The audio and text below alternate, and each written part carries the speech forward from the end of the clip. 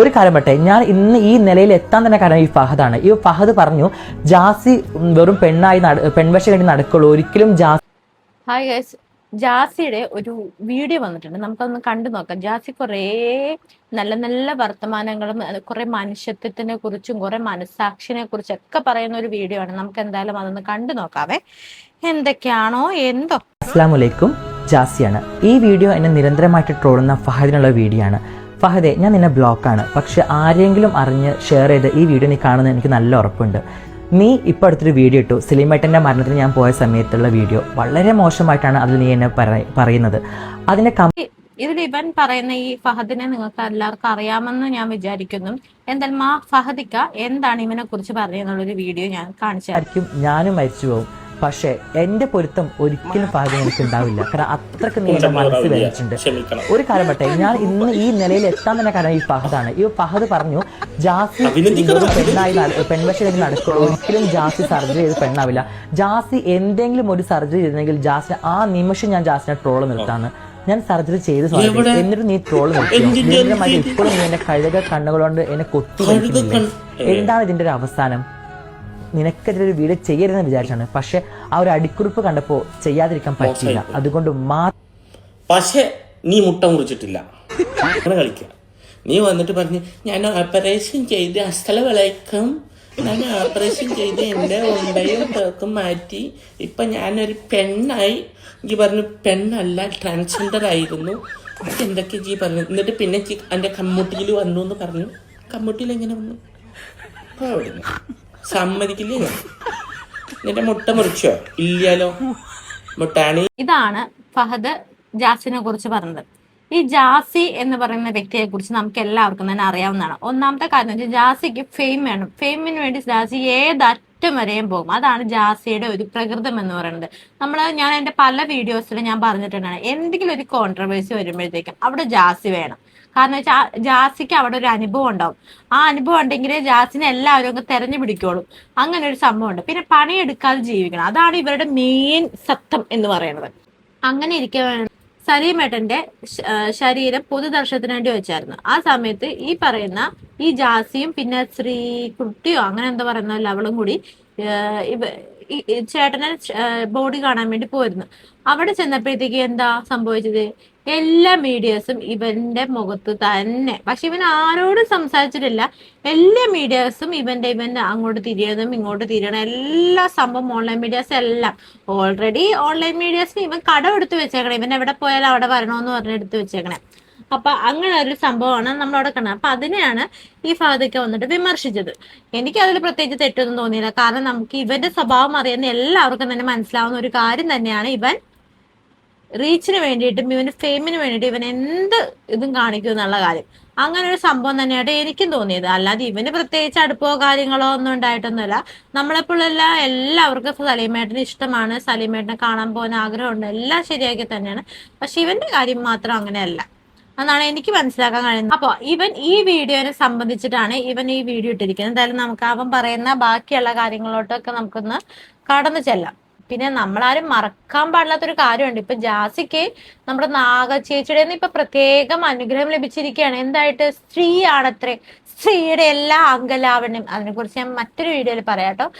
എന്റെ പൊന്നു, ഇവന്റെ ഓരോരോ കാര്യങ്ങളെ, അതായത് സ്ത്രീ ആണെന്ന് പറഞ്ഞ് ശരിയാക്കാൻ വേണ്ടിയിട്ട് എല്ലാവരും പറയണം അവൻ സ്ത്രീ ആണെന്ന് പറയാൻ വേണ്ടിയിട്ട് ഇവൻ എന്താ ചെയ്യണത്?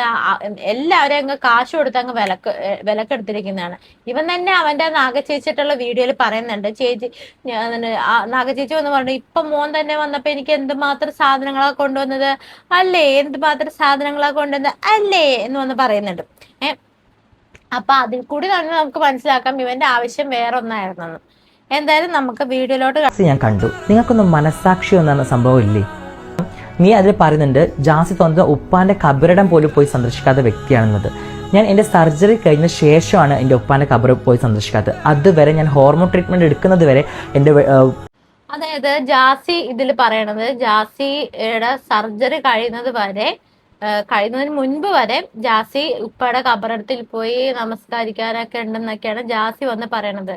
പക്ഷെ അങ്ങനെയല്ലല്ലോ. സർജറി എന്ന് പറയുമ്പോൾ നീ എന്ത് സർജറി നിന്റെ കഴിഞ്ഞത്? നിന്റെ ഒരു സർജറിയും കഴിഞ്ഞിട്ടില്ല. വെറുതെ വന്ന് ഈ പുളുവടിക്കാതെ എന്റെ മകനെ, നീ എന്തിനെങ്കിലും നീ ആരെ കാണിക്കാൻ വേണ്ടിട്ട് ഈ പുളു പഠിക്കണം? ഈ കേരളക്കാരെല്ലാം എല്ലാവർക്കും, അതായത് സോഷ്യൽ മീഡിയ യൂസ് ചെയ്യുന്ന എല്ലാവർക്കും തന്നെ നിന്റെ ഒരു സർജറി, അതായത് നിന്റെ നിന്റെ മറ്റേ എന്താണ് നെഞ്ചിൽ കുത്തിക്കേറ്റില്ല സിലിക്കോൺ സർജറി, അത് മാത്രമേ നിന്റെ കഴിഞ്ഞിട്ടുള്ള എന്നുള്ള കാര്യം എല്ലാവർക്കും അറിയാം. അല്ല നിന്റെ ഡൗൺ സർജറി ഒന്നും കഴിഞ്ഞിട്ടില്ല എന്നുള്ള കാര്യം ഈ നാട്ടില് സോഷ്യൽ മീഡിയ യൂസ് ചെയ്യുന്ന എല്ലാവർക്കും തന്നെ അറിയാവുന്ന ഒരു കാര്യമാണ്. പിന്നെ നീ പറഞ്ഞല്ലോ മനസ്സാക്ഷിയെ കുറിച്ചിട്ട്. അല്ല ജാസി, എല്ലാവർക്കും നിന്നോട് മാത്രം അങ്ങ് മനസ്സാക്ഷി മതിയോ? അറിയാൻ പാടില്ലാത്തോണ്ട് ചോദിക്കാം. നീ കാരണം എത്രയോ പേര് വേദനിച്ചിട്ടുണ്ട്, എത്രയോ പേരുടെ ജീവിതം തകർന്നിട്ടുണ്ട്, എത്രയോ കുടുംബത്തിന്റെ ജീവിതം തകർന്നിട്ടുണ്ട്. നിനക്ക് അതൊന്നും ഓർമ്മയില്ല? നീ നിനക്ക് ആദ്യം നിന്റെ കൂടെ താമസിക്കുന്ന ലവനുണ്ടല്ലോ, ആ ആശി എന്ന് പറയണവൻ, അവനൊരു ഉമ്മയുണ്ട്, ഉമ്മ. ആ ഉമ്മ എത്ര നാള് നിന്റെ കാല് പിടിച്ച് നിന്റെ കണ്ണീര് കൊണ്ട് അവര് നിന്റെ കാൽപാദം വരെ കഴുകിയിട്ടുണ്ട് നമുക്ക് പറയാൻ പറ്റില്ല. അത്രയും അവര് വിഷമിച്ച് വന്ന് പറഞ്ഞിട്ടുണ്ട്, എന്റെ മകനെ വിട്ടതായോ, എനിക്ക് ആകെയുള്ള ഒരു തുണ അവനാണെന്ന് പറഞ്ഞിട്ട്. നീ എന്നിട്ട് എന്താ ചെയ്തത്? നിനക്ക് അല്പമെങ്കിലും മനസ്സാക്ഷി എന്നുള്ള സാധനം ഉണ്ടായിരുന്നെങ്കിൽ നീ കൊണ്ടു നടക്കുന്ന ആ ഇട്ടത്തിന് നീ വിട്ടുകൊടുക്കില്ലായിരുന്നു? ആ ഉമ്മയുടെ എന്തുമാത്രം കണ്ണീരാ നിന്റെ മേളിലുള്ളത്.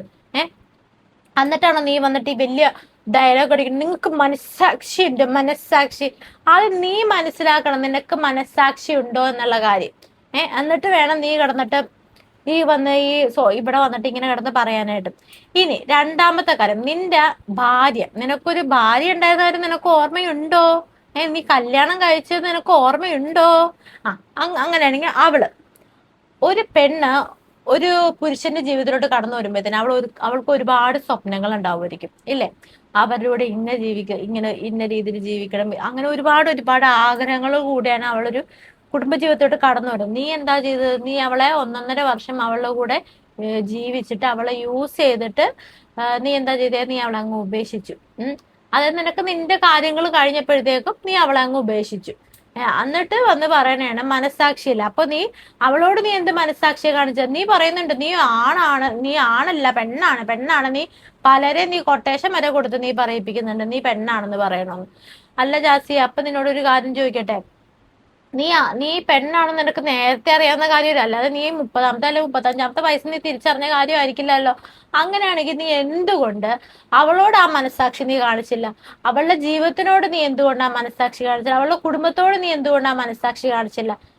എന്നിട്ട് മനസ്സാക്ഷിയുടെ കാര്യം എന്ന് പറഞ്ഞിട്ട് ചിലക്കാൻ നിൽക്കുന്നു. നാണമില്ല നിനക്ക് ഇങ്ങനെയുള്ള കാര്യം എന്ന് പറയാനായിട്ട്? പള്ളി പോകുകയും എൻ്റെ ഉപ്പാന്റെ കബറിടം പോയി സന്ദർശിച്ച വ്യക്തിയാണ്. ആ സമയത്ത് നീ ഒരു വീഡിയോ ഇറക്കിണ്ടായിരുന്നു. ആരോ ഞാൻ പള്ളിയിൽ വന്നു എന്ന് പറഞ്ഞിട്ട് കണ്ടിട്ട് നീ ഒരു വീഡിയോ ഇറക്കിണ്ടായിരുന്നു. ജാസി എങ്ങനെ പള്ളിയിൽ കയറ്റും? അവിടെ പള്ളി കമ്മിറ്റിക്കാരില്ല ഇവനെ തല അടിച്ച് പൊട്ടിക്കാനും കൊങ്ങൊന്നും പിടിക്കാനുള്ളത്. വീണ്ടും വന്ന് ഒരു മനസ്സാക്ഷി കുത്തുമില്ലാതെ വന്ന കള്ളത്തരം പറയണം. നിന്റെ സർജറി എന്ന് പറഞ്ഞാൽ എന്താ? നീ എത്രയോ നാട്ടുകാരെ നീ പറ്റിക്കാൻ വേണ്ടി നോക്കി.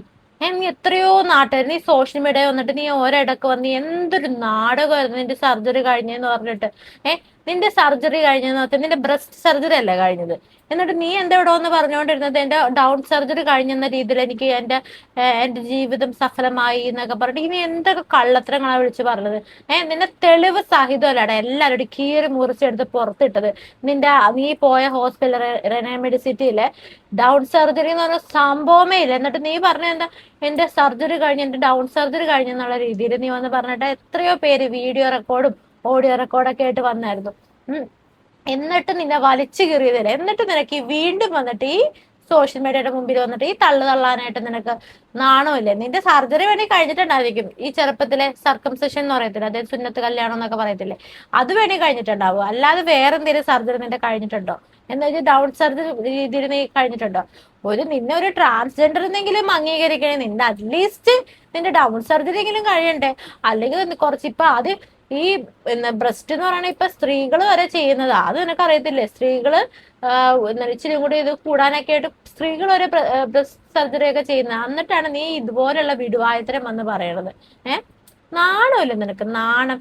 വീണ്ടും വീണ്ടും ഈ ആൾക്കാരെ ഇങ്ങനെ കബളിപ്പിക്കാനായിട്ട് വന്നങ്ങ് പൊലമ്പണേ അങ്ങോട്ട്. എന്തൊക്കെ എന്റെ പൊന്നു, ഇവന്റെയൊക്കെ പുറകെ ഈ എന്താണ് ക്യാമറ തൂക്കിക്കൊണ്ട് നടക്കുന്ന ലവന്മാരുണ്ടല്ലോ, ഓൺലൈൻ മീഡിയസുകാര്, അവരെ വേണം പറയാനായിട്ട്.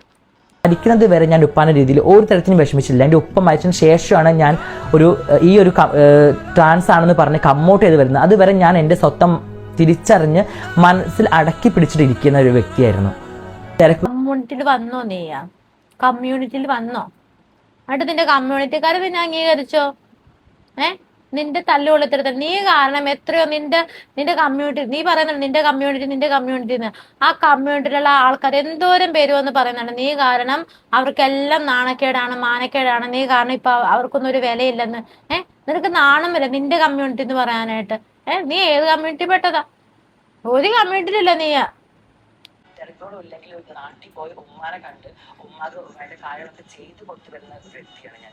വെള്ളിയാഴ്ച അതൊരു ദിവസം ഇട്ടിട്ടുണ്ടെങ്കിൽ എന്റെ എത്താതെ മക്കളെ വിളിച്ച് ഉപ്പാനെടുത്ത് പോയിരുന്നോ, കബറ് പോയി സന്ദർശിച്ചോ, പ്രാർത്ഥിച്ചിരുന്നോ എന്ന് ചോദിക്കുന്ന ഒരു വ്യക്തിയാണ് ഞാൻ. അതൊന്നും എനിക്കിവിടെ പറയേണ്ട കാര്യമില്ല. പക്ഷെ നീ അത് അടിക്കുറിപ്പ് എഴുതില്ലോ, സ്വന്തം ഉപ്പാനെ കബറ് പോലും ചെയ്യാത്ത ആള് സിനിമയുടെ മരണത്തിൽ വന്നിരിക്കുന്നതൊക്കെ പറഞ്ഞിട്ട് കഷ്ടമുണ്ട്. പകരെ നിർത്താറായിരുന്നു എനിക്ക്.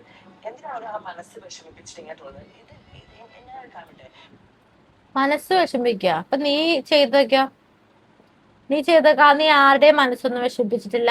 നീ പുണ്യാളനല്ലേ? ആ ഉമ്മയുടെയും ആ നിന്റെ ഭാര്യയുടെ ഒന്നും മനസ്സ് നീ വിഷമിപ്പിച്ചില്ല അല്ല? എത്രയോ പേരുടെ നീ ആ ഷെഫീന താത്തയുടെ കാര്യത്തിൽ നീ എന്തൊക്കെയോ അവർക്കെതിരെ നീ ചെയ്തിട്ടില്ലേ?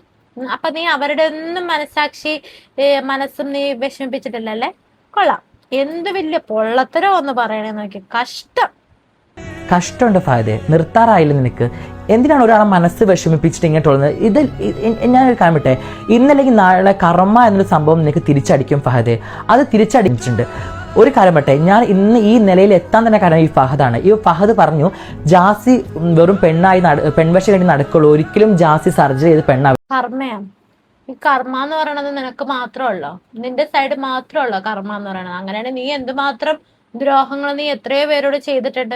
അപ്പൊ അതെല്ലാം തിരിച്ചടിക്കണ്ടേ? അങ്ങനെയാണെങ്കിൽ നിനക്ക് തിരിച്ചടി മാത്രം ഉണ്ടാവുള്ളൂല്ലോ. നീ പ്രാർത്ഥിക്കുന്ന പടച്ചോൻ എന്ന് പറഞ്ഞാൽ എല്ലാവരുടെയും തന്നെയാ.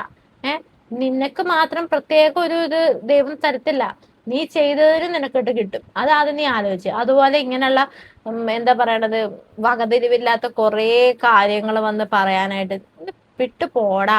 മര്യാദക്ക് നീ ജീവിക്കാൻ നോക്ക്. അങ്ങനെയാണ് നിന്നെ ആരും ട്രോളാനും വരത്തില്ല, ഒന്നിനും വരത്തില്ല. നീ പണിയെടുക്കാതെ ജീവിക്കണം എന്ന് വിചാരിച്ചിട്ടല്ലേ നീ ആ മറ്റേ പെൺവേഷം കെട്ടി നടക്കണത്? ലീലാമണി, ജാസി ലീലാമണി അങ്ങനെയാണോ നിന്നെ വിളിക്കാനായിട്ട്? പക്ഷെ അതിന് പിന്നെങ്കിലും അന്തസ്സുണ്ട്.